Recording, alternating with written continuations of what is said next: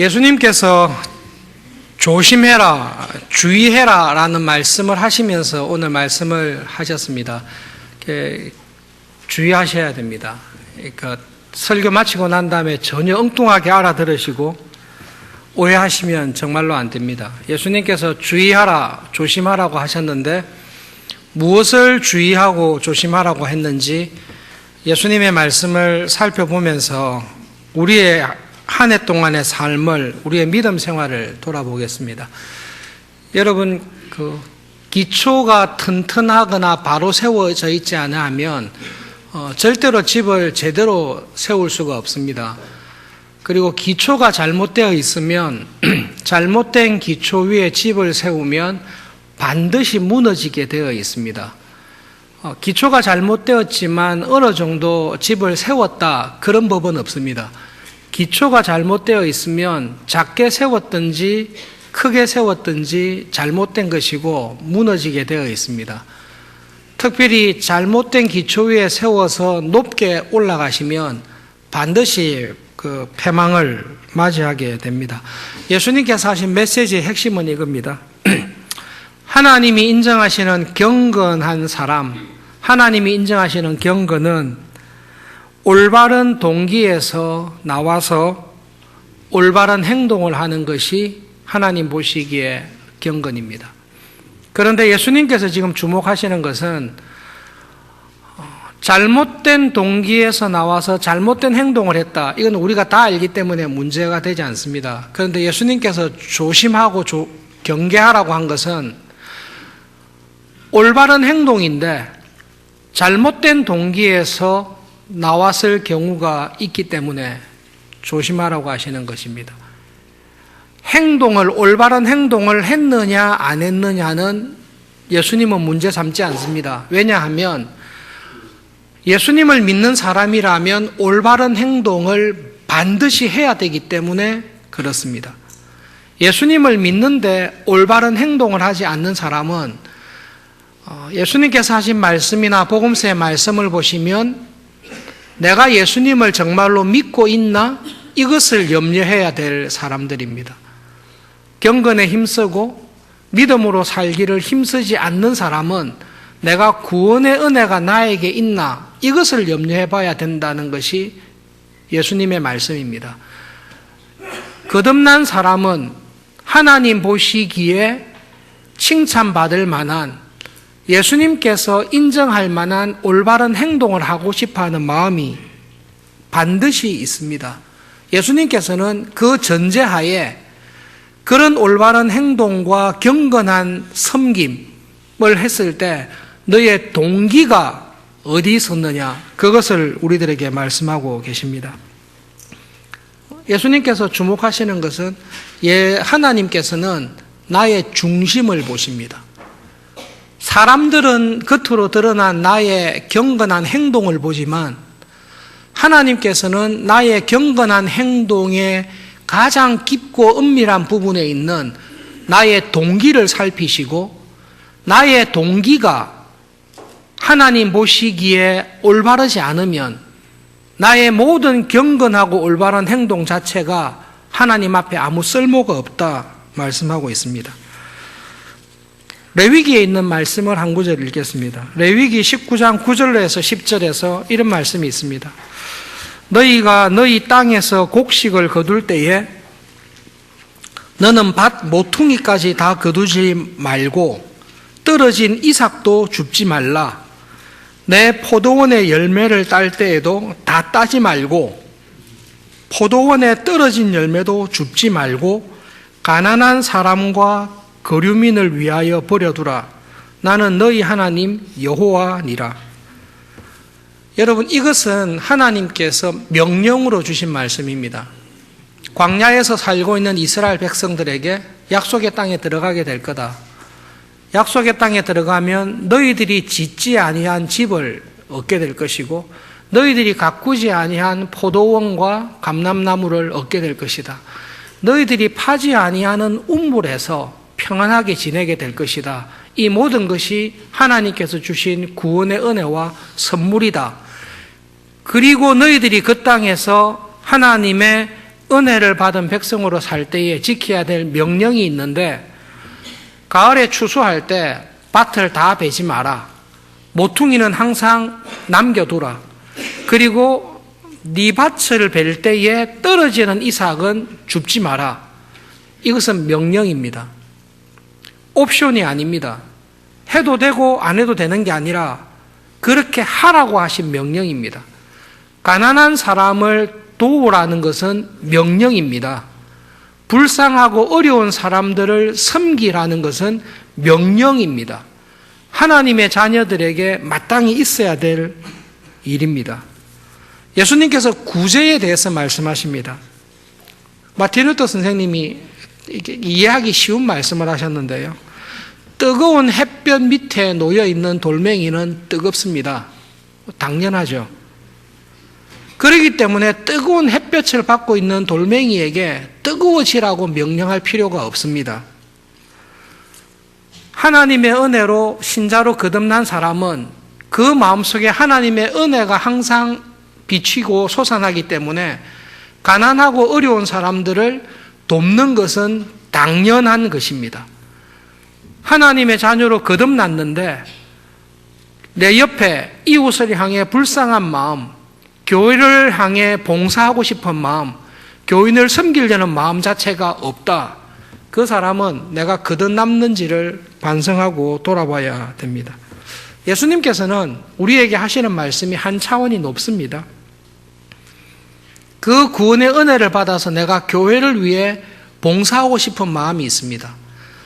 소그룹의 식구들 가운데, 우리 교회 교인들 가운데 알게 모르게 어렵게 지내는 교인들을 도와주고 구제하고 교회의 여러 부서에서 봉사하며 섬기는 마음이 있어서 봉사하고 있습니다. 그렇게 실제로 봉사하고 구제하고 교회를 위해서 충성하고 있는 사람을 향해 예수님께서 말씀하십니다. 너의 동기가 뭐냐? 찬양대원으로 계속 봉사하는데, 소그룹 섬김이로 계속 봉사하는데, 직분을 맡아서 교회를 위해 그렇게 충성하며 열심히 봉사하는데 너의 동기가 뭐냐? 너의 동기가 하나님 보시기에 올바르지 않으면 너의 모든 섬김과 봉사는 헛것이 되고 만다. 조심해라. 그렇게 말씀하고 계십니다. 독일의 목사님께서 실제로 경험했던 이야기를 말씀하셨습니다. 아프셔서 병원에 입원했는데요. 한 크리스찬 탁월한 실력을 가진 참 좋은 크리스찬 간호사의 간호를 받게 되었습니다. 그런데 그 간호사의 특징이, 간호사가 보통 3교대로 가지 않습니까? 자원하여 나이트, 밤 근무를 했던 간호사입니다. 밤이면 되게 피곤하고 힘들 텐데 자원해서, 다른 간호사들을 대신해서 자원해서 밤 근무를 하고, 그리고 이 목사님을 정말로 따뜻하고 친절하게 간호를 해 주었습니다. 목사님이 감동을 받아서 간호사에게 물었습니다. 야간 근무가 피곤하고 힘들 텐데 어떻게 그렇게 힘이 납니까? 그 간호사가 목사님께 이렇게 이야기했습니다. 20년간 야간 근무를 자원해서 했는데요. 목사님, 제가 다른 간호사들을 대신해서 이 야간 근무를 자원하여 일을 할 때마다 하루 이렇게 고생하며 기쁜 마음으로 봉사하며 일을 할 때마다 하나님의 나라에서 나의 면류관에 하나님께서 보석을 하나씩 더 주실 겁니다. 지금 저의 천국의 면류관에는 보석이 7,175개가 박혀 있습니다. 그 이야기를 진심으로 했습니다. 목사님께서 그 말을 듣는 순간 그 간호사가 탁월한 실력과 능력으로 자기를 돌보고 간호했던 것이, 거기에 대한 고마운 마음이 목사님 마음속에 완전히 사라지는 듯한 느낌을 받았습니다. 그전에는 이 간호사가 아픈 가운데 있는 자기를 돌보고 자기를 섬기고 병을 회복하기 위한 그런 사랑의 마음으로 자기를 간호하고 돌아봐 준다고 생각을 해서 고마운 마음이 있었습니다. 그런데 그 간호사의 마음의 가장 중요한 동기는 이 목사님을 불쌍히 여기고 돌보는 것이 아니라 내가 이 일을 했을 때 하나님의 나라에서 하나님께 받을 상급의 마음이 가 있다는 것을 알게 되었습니다. 객관적으로 봤을 때 이 간호사의 궁극적인 동기와 관심은 하나님의 나라에서 면류관의 상급을 받는 것입니다. 그리고 그 상급을 받는 도구로 내가 환자로 가 있습니다.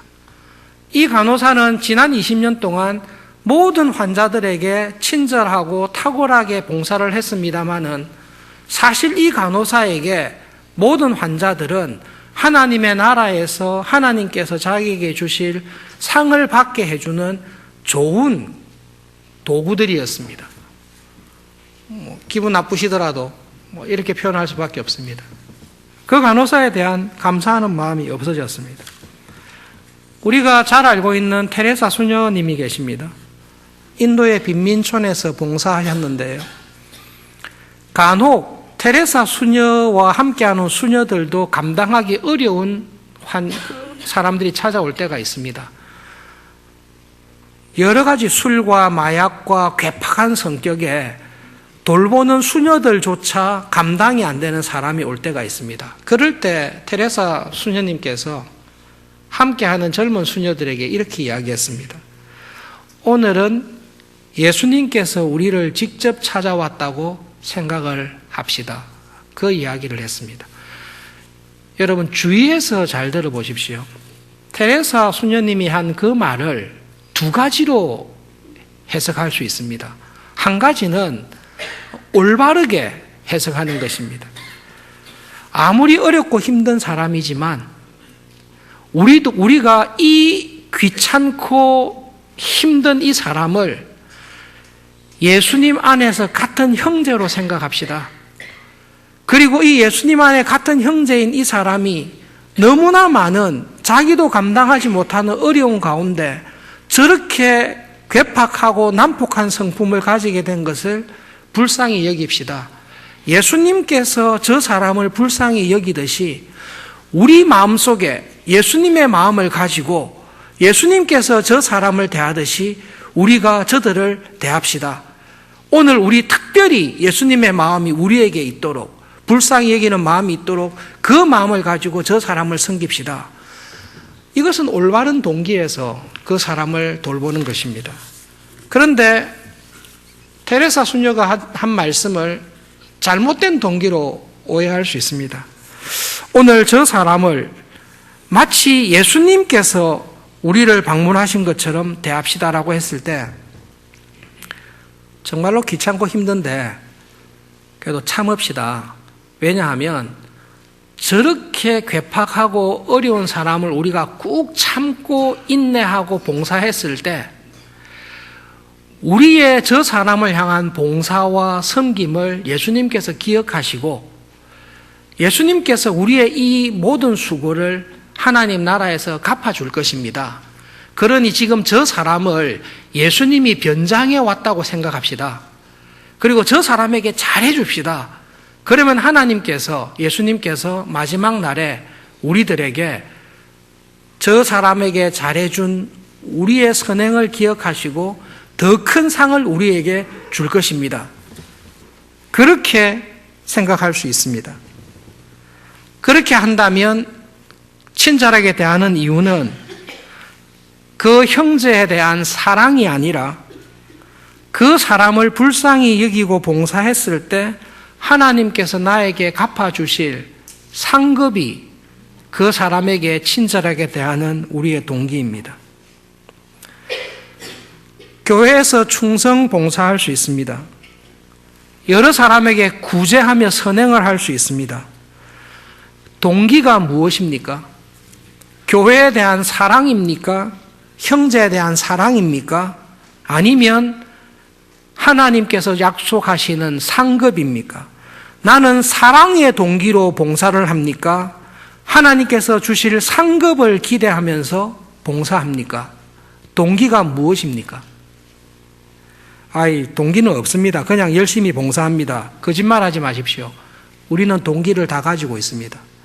그리고 중요한 것은 하나님께서는 내 마음에 가장 깊은 핵심적인 은밀한 동기를 하나님께서는 꿰뚫어 보시는 것입니다.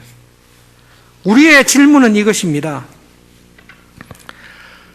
하나님께서 천국에서 내가 행한 이 모든 경건한 생활, 내가 행한 이 모든 섬김과 봉사를 하나님께서 하늘나라에서 상으로 갚아주실 것이다. 이 하나님이 주실 상급을 믿고 기대하면서 선행을 하고 경건생활을 했을 때 하나님께서는 그 상급을 보고 선행과 경건생활을 한 나에게 과연 보상해 주실 것인가? 그것이 예수님께 하신 말씀의 질문입니다. 질문 분명하죠? 예, 내가 교회를 위해서 충성 봉사했습니다. 근데 내 마음에 가장 중요한 이유가 있습니다. 내가 이렇게 헌신, 충성 봉사했을 때 하나님께서 나의 이 고생과 봉사와 믿음을 보시고 하나님의 나라에서 상급으로 갚아주실 것이다.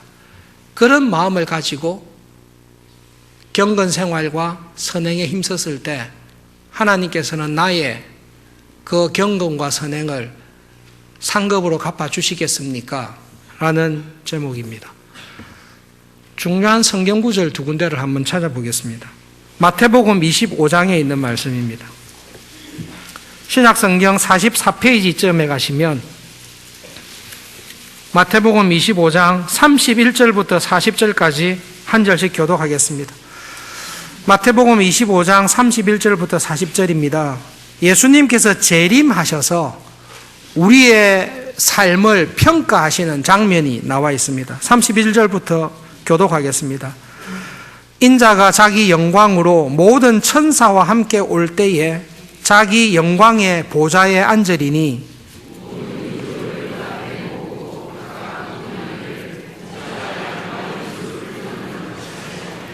양은 그 오른편에 염소는 왼편에 두리라.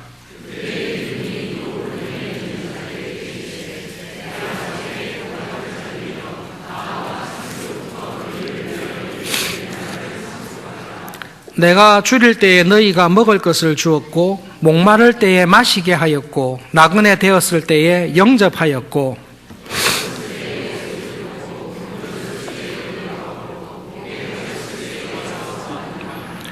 이에 의인들이 대답하여 이르되 주여 우리가 어느 때에 주께서 줄이신 것을 보고 음식을 대접하였으며 목마르신 것을 보고 마시게 하였나이까.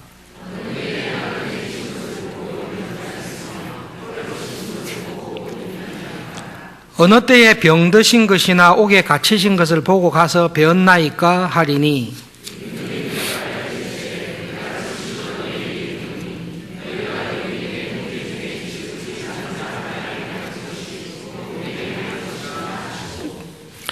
마지막 심판 때에 예수님께서 둘로 가르는 사람들을 보십시오.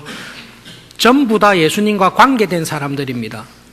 여러분, 오른편에 있는 의인은 교회 생활을 하고 믿음 생활을 한 사람이고, 나중에 읽어보시면 왼편에 있는 죄인들은 교회 생활도 안 하고 평생 예수님 없이 살았던 사람입니까? 그렇지 않습니다. 다 예수님과 관계된 사람들입니다. 예수님께서 하신 비유나 말씀을 보시면 예수님과 전혀 무관하게 복음을 듣지 못한 사람은 거의 대상으로 있지 않습니다. 예수님과 관계된 사람 속에서 예수님은 둘로 나누십니다. 오른편에 있는 의로운 사람들에게 예수님께서 하신 말씀이 이겁니다. 가난하고 굶주리고 헐벗고 옥에 갇혔을 때에 너희들은 나를 먹이고 입히고 방문해 주었다. 그것이 예수님께서 하신 말씀입니다. 그런데 오른편에 있는 사람들의 반응이 굉장히 신기합니다. 이 사람들은 언제요? 내가 언제 예수님을 방문하고 내가 언제 예수님을 입히고 언제 예수님에게 먹을 것을 준 적이 있습니까?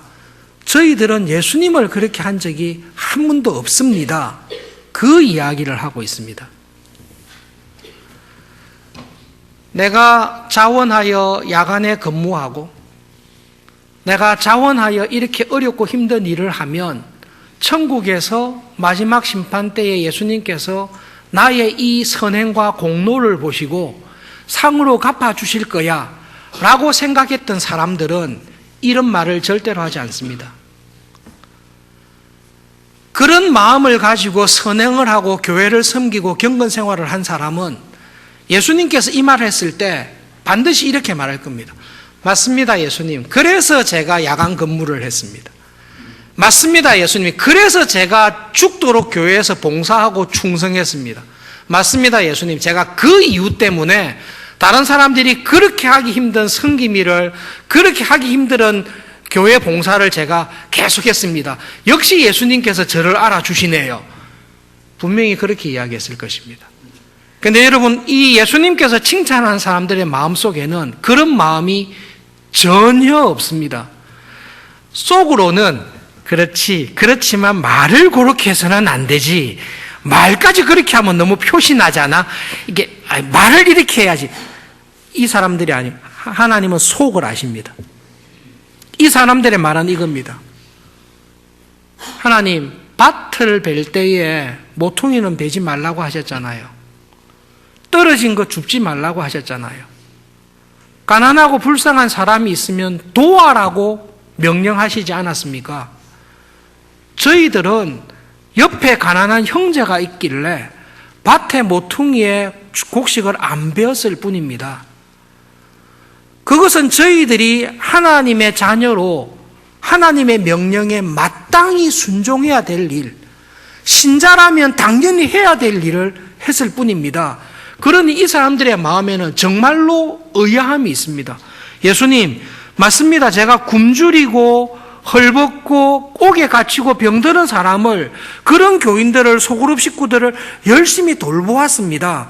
그런데 그것은 하나님의 자녀로 교회의 교인으로서 당연히 해야 될 일을 했지, 저는 그 일을 하면서 내가 이 일을 했음으로 말미암아 예수님께 이 일을 해서 이것이 나의 공로가 되고 내가 이런 봉사를 한 것이 예수님께서 상으로 갚아줘야 될 저의 공로라고 생각한 적은 한 번도 없습니다. 어떻게 그렇게 말씀하십니까? 라는 게 이 말에 있습니다. 우리는 마땅히 해야 될 일, 나는 마땅히 하라고 하신 일에 충성되었을 뿐입니다. 저에게는 하나님께서 갚아주셔야 될 공로라고 할 만한 선행이나 공로라고 할 만한 좋은 일을 행한 것이 저는 없습니다. 그런데 예수님 어떻게 그렇게 말씀해 주십니까? 그 의아함이 여기에 있습니다. 누가복음 17장을 한 번 더 찾아보시면 좋겠습니다. 조금 더 뒤로 가시면 누가복음 17장, 우리가 잘 알고 있기를 기대하는 비유입니다. 누가복음 17장 7절부터 10절까지 한 절씩 교독하겠습니다. 신약성경 123페이지쯤에 있습니다. 누가복음 17장 7절부터 10절까지 한 절씩 교독하겠습니다. 너희 중 누구에게 밭을 갈거나 양을 치거나 하는 종이 있어 밭에서 돌아오면 그대로 고도와 앉아서 먹으라 말할 자가 있느냐?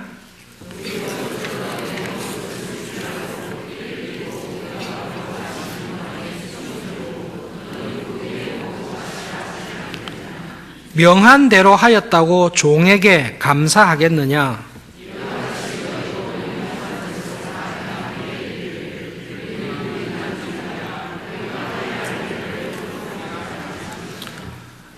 우리가 잘 아는 종이 있습니다. 노예라고 할 수도 있고 종이라고 할 수도 있고 어쨌든 종입니다. 종이 해야 될 일이 있습니다. 주인의 밭을 경작하는 일입니다. 뜨거운 여름 태양볕에 추운 겨울에 하루도 쉬지 않고 하루 종일 밭에 나가서 밭을 일구고 농사를 짓고 곡식을 재배하는 것이 종이 해야 될 일입니다. 종이 하루 종일 밭에서 일하다가 저녁에 들어왔습니다. 오늘 너무 피곤하니까 주인에게 당신이 알아서 밥상 차려 드십시오. 난 좀 쉬겠습니다. 그렇게 말하는 종 없습니다. 당연히 자기가 할 일을 하고 왔습니다. 집에 오면 뭘 해야 되죠? 집 청소하고 주인의 밥상을 차리고 밥 먹고 나면 설거지를 하고 자기의 일을 다 마치고 나면 그 다음에 자기가 밥을 먹든지 손발을 씻든지 할 것입니다. 예, 종이 그렇습니다. 근데 종은 가운데 일을 많이 했어요. 하루 종일 열심히 일을 했어요. 들어와서 주인에게 내 너무 피곤하니까 주인이 당신 알아서 밥을 드시든지 말든지 알아서 하십시오. 그렇게 이야기하는 종은 제 정신은 아닙니다. 종이 아닙니다. 다른 모든 종들이 그 종에게 이야기할 수 있습니다. 우리 교회에 당신 같은 종은 없습니다.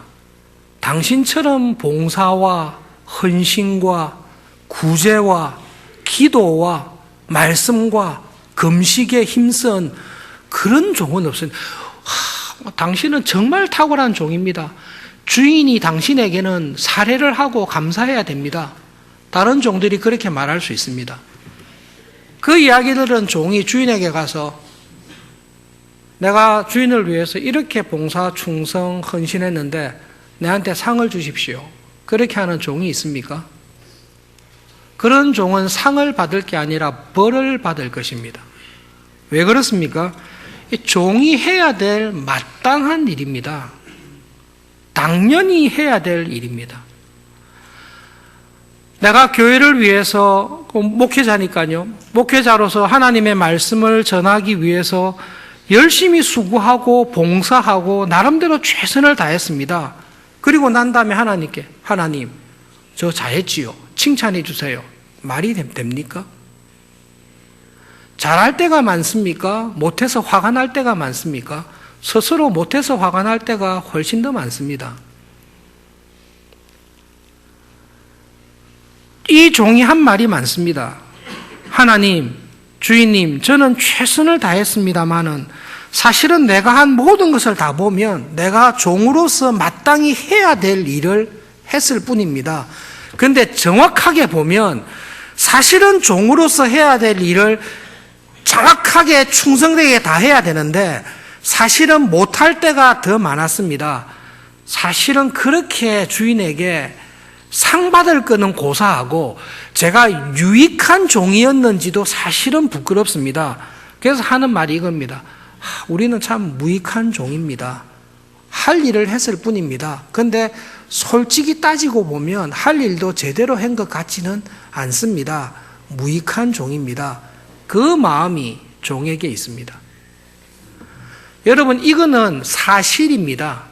종은 주인이 시킨 일에 충성해야 되는 게 그게 종입니다. 그리고 종은 자기에게 맡긴 일을 최선을 다했다고 해서 자랑하지 않습니다. 자랑한다는 종이 조금 정신이 이상한 것입니다. 내가 마땅히 해야 될 일을 했습니다. 이게 이게 팩트입니다. 이게 사실입니다.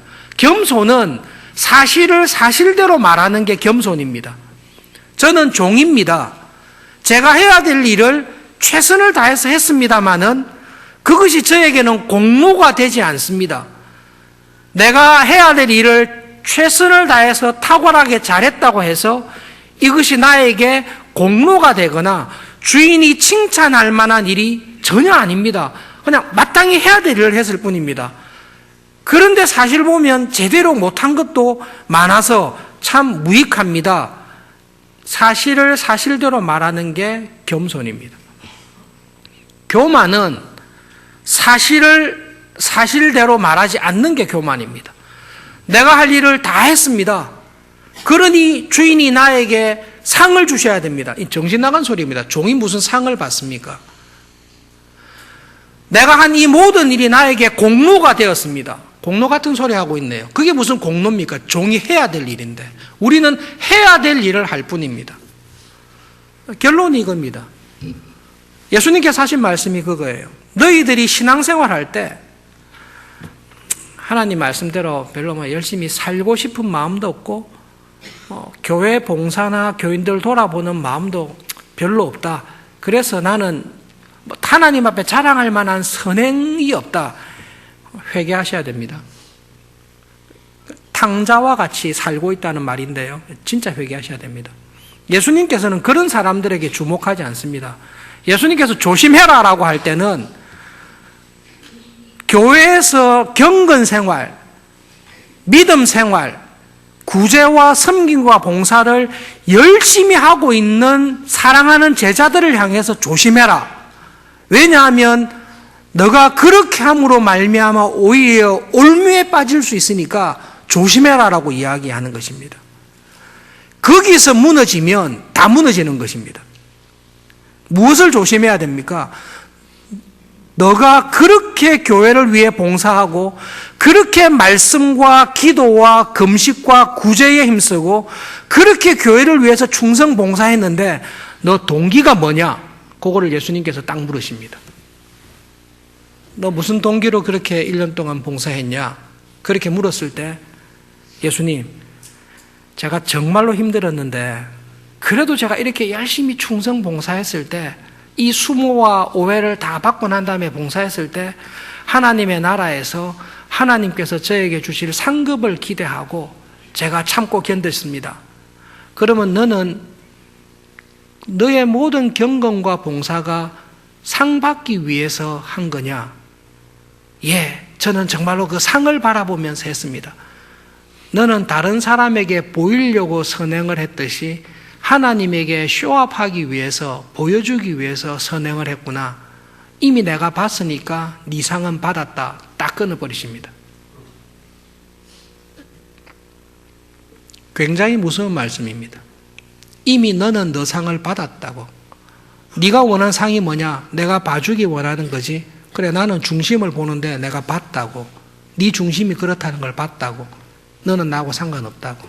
그렇게 끝내버리십니다.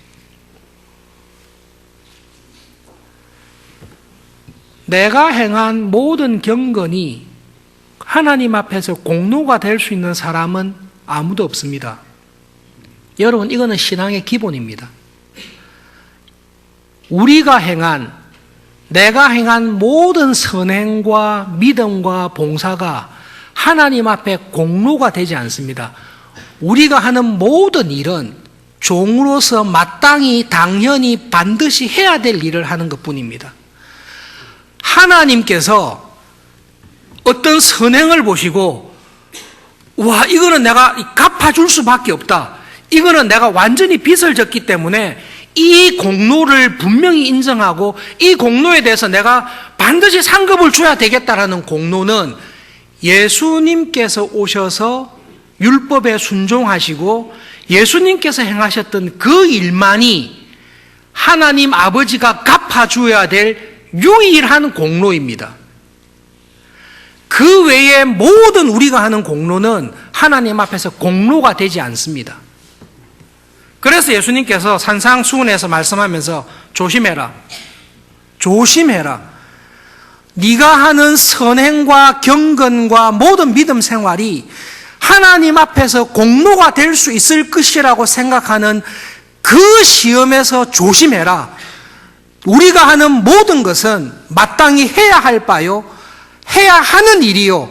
우리는 그 일을 다 하고도 하나님 앞에 무익할 수밖에 없습니다라고 인정할 수밖에 없는 자리에 있다는 것을 기억하고 조심해라.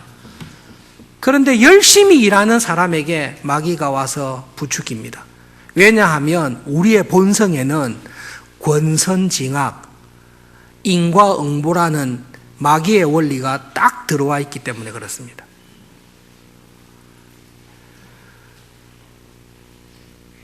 하나님은 어떤 분이십니까? 하나님은 중심을 보십니다. 그런데 내 마음의 중심이 어떤지는 여러분 놀랍게도 나도 모릅니다. 나도 모릅니다. 내 마음의 중심이 상당히 나는 의롭고 선하고 올바른 동기라고 생각할 수 있습니다. 그런데 여러분, 하나님께서는 나보다 내 마음의 동기와 중심을 더 정확하게 아십니다. 마지막 심판 때에 어떻게 이런 일이라고 할 사람들이 적지 않을 것이라고 경고하시면서 주의하라고 말씀하십니다. 예수님께서 말씀하시는 믿음의 원리는 이겁니다. 여러분, 이런 말씀 들어보셨죠?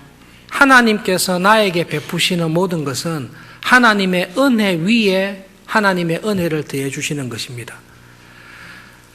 나의 공로에 은혜를 더해 주시는 게 아니라 하나님께서 주신 은혜 위에 하나님은 또 은혜로 나를 덮어주시는 것이 하나님께서 나를 대하는 방식입니다. 오른편에 있는 의인들에게 한 말씀이 이겁니다. 예수님, 저는 예수님을 봉사한 적이 한 번도 없습니다.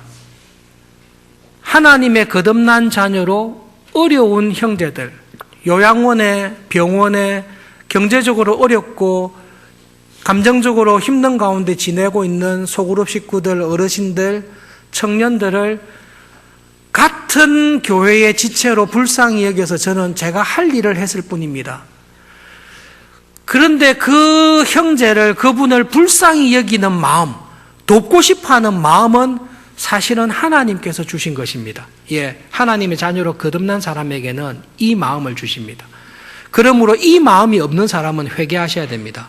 진짜로 회개하셔야 됩니다. 불쌍한 사람, 어려운 사람을 보면 돕고 싶은 마음을 하나님께서 주십니다. 그런데 이 은혜 위에 하나님이 은혜를 또 주셨어요. 마침 나에게 그 사람을 도울 수 있는 능력을 주셨어요. 나에게는 밭이 있어요. 밭을 다 베서 주라는 게 아니라, 베고 난 다음에 저 정도는 내가 여유가 있어요. 저 정도는 도와줄 수 있는, 내가 좀 덜 먹더라도 도와줄 수 있는 그런 마음을 주시고, 그렇게 할 수 있는 물질과 재능과 힘을 나에게 주셨어요. 마음도 주시고 능력도 주셨어요. 그걸 했을 뿐이에요. 이게 공로가 아닙니다. 그런데 하나님께서는 그런 마음의 동기, 그런 마음의 생각을 가지고 형제에게 선행을 베푸셨을 때 하나님께서는 찾아오셔서 뭐라고 하시는가 하면, 그거 나한테 한 거야 라고 우기시는 것입니다. 그리고 나에게, 너 나에게 한 거니까 내가 상을 더 줄 거야, 그렇게 하나님께서 말씀하시는 것입니다. 그때 우리는 하나님께 한 거는 정말 없는데 왜 이러세요? 그렇게 할 때 하나님께서 그게 내 마음이야, 그렇게 말씀하십니다.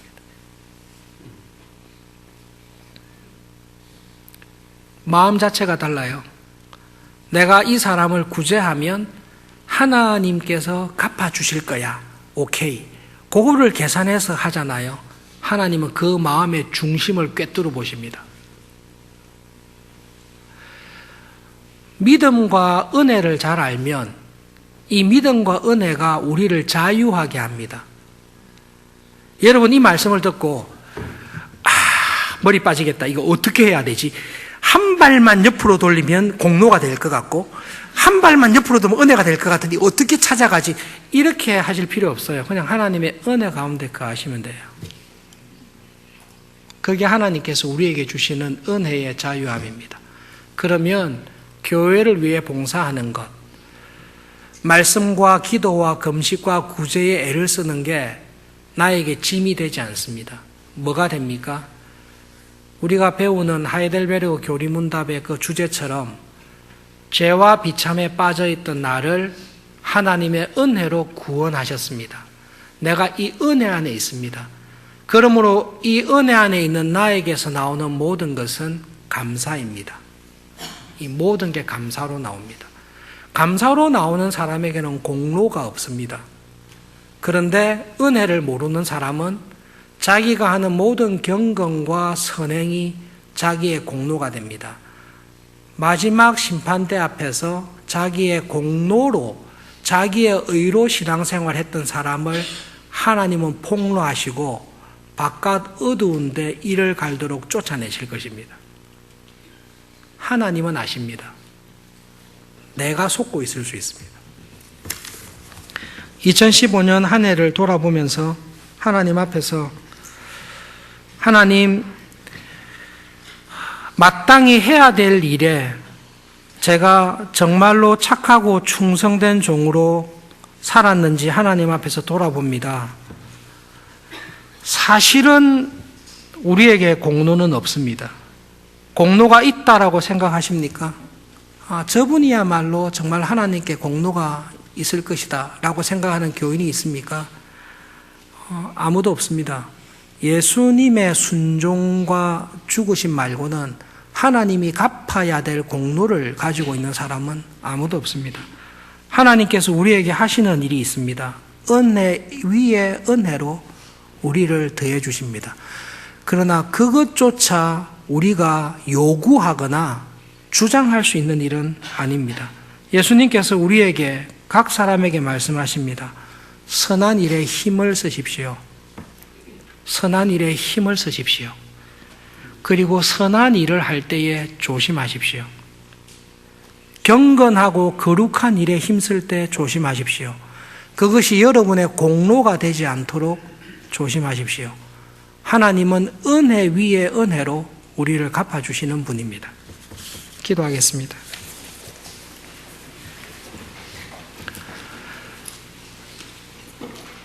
우리의 앉고 일어섬을 아시고 우리 마음의 깊은 은밀한 생각까지 하나님 앞에서는 백일하에 드러나는 것을 이 시간 기억합니다. 하나님 아버지, 저희들의 경건의 믿음 생활이 나의 의를 하나님 앞에서 공로를 하나님께서 감동할 수밖에 없는 선행을 쌓는 어리석은 마귀의 시험에 빠지지 않도록 저희들을 붙잡아 주시옵소서. 항상 하나님의 은혜 안에 저희들을 있게 해주시고 은혜 위에 은혜로 갚아주시는 그 하나님을 즐거워하며 하나님을 위한 믿음과 교회를 위한 봉사와 교인들을 위한 모든 섬김이 하나님의 은혜 안에 감사함으로 이루어지는 것을 경험하며 살아가는 저희들 되게 해 주시옵소서. 하나님 간절히 기도합니다. 서울중앙교회가 하나님의 사랑, 예수님의 사랑, 성령님의 사랑이 충만한 교회가 되도록 하나님 저희들을 변화시켜 주시옵소서. 똑똑한 교회, 세상적인 것으로 자랑하는 교회가 아니라 예수님의 사랑, 하나님의 은혜에 대한 감사, 성령 하나님의 역사하심으로 인해 참 친근한 교제가 있는 하나님을 닮은 교회가 되도록 축복해 주시옵소서. 예수님의 이름으로 기도합니다. 아멘.